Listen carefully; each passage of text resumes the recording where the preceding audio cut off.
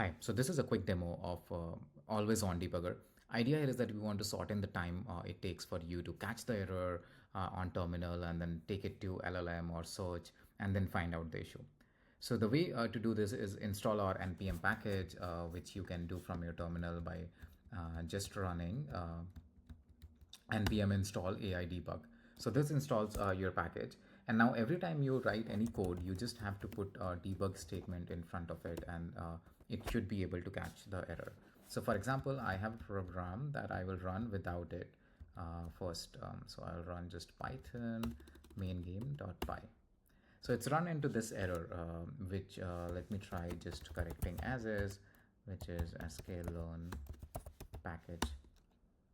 So I tried that and it failed again. And the error here is because the package name is not same as the import name at times in Python. So I'll try the debugger here, that how it could be helpful. So I will just add debug in front of it. So once I add debug, it will catch this error and then send it to LLM and then get the response back, and I will get what I need to do. So here in this case, it told me that this is the statement that I need to run in order to install scikit-learn. So I'll do that, and it's done. Then let me try it again.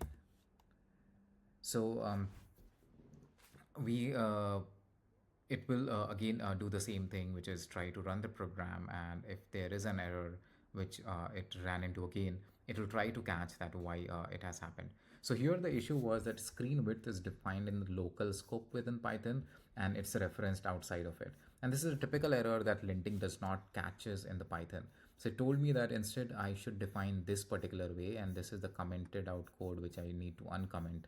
It's pretty precise, so I just need to go uncomment this part and comment out this particular piece. And now I come back again and I run the code.